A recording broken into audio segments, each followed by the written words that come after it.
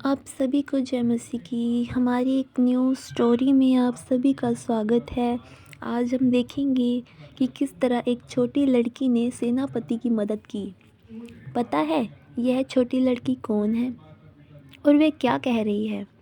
यह एक इज़राइली है और वह इस स्त्री को यहोवा के नबी एलीशा के बारे में बता रही है, और यह भी कि यहोवा ने एलीशा को कितने बड़े बड़े काम करने की ताकत दी है। यह स्त्री न तो यहोवा के बारे में जानती है और ना ही एलीशा के बारे में, क्योंकि यह इज़राइली नहीं है। तो फिर यह लड़की इस स्त्री के घर में क्या कर रही है? आइए देखते हैं। यह स्त्री आराम देश की रहने वाली थी। उसकी पति का नाम था नामान। नामान आराम देश का सेनापति था। आरामी लोग इस छोटी लड़की को इज़राइल देश से पकड़ कर लाए थे। यहाँ उसे नामान की पत्नी की दासी बना दिया गया। नामान को कोढ़ नाम की एक घिनौनी बीमारी थी। इस बीमारी में इंसान के शरीर का कुछ हिस्सा गलने लगता है। नामान की बीमारी को देखकर इस लड़की ने उसकी पत्नी से कहा, अगर मेरे मालिक इज़राइल में यहोवा के नबी के पास जाए तो वह उन्हें ज़रूर ठीक कर देंगे। यह बात नामान को बताई गई।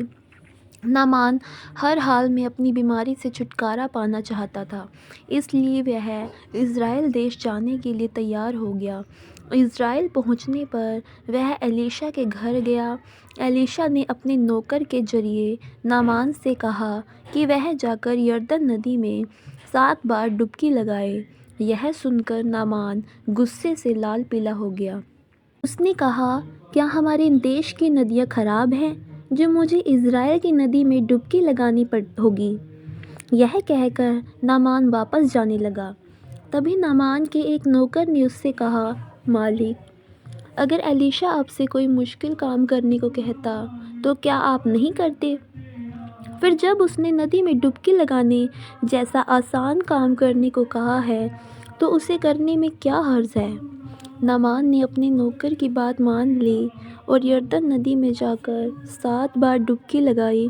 जब उसने ऐसा किया तो उसकी बीमारी दूर हो गई और उसका शरीर बिल्कुल अच्छा हो गया। यह देखकर नामान की खुशी का ठिकाना न रहा। वह वापस एलीशा के पास गया और उससे कहने लगा, अब मुझे पूरा यकीन हो गया है कि इज़राइल का परमेश्वर ही सच्चा परमेश्वर है, इसलिए मेरी तरफ से कुछ तोहफ़े कबूल कीजिए। मगर एलीशा ने जवाब दिया, नहीं, मैं कुछ नहीं लूँगा। एलीशा जानता था कि नामान से तोहफ़े लेना गलत है, क्योंकि नामान को यहोवा ने ठीक किया था।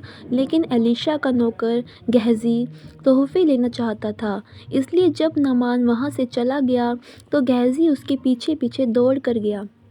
जब वह नामान के पास पहुंचा तो उसने नामान से कहा, मुझे मेरे मालिक एलीशा ने भेजा है, क्योंकि अभी अभी उनके कुछ दोस्त आए हैं और वह अपने दोस्तों को आपके लाए तोहफ़े देना चाहते हैं। गेहज़ी सरासर झूठ बोल रहा था।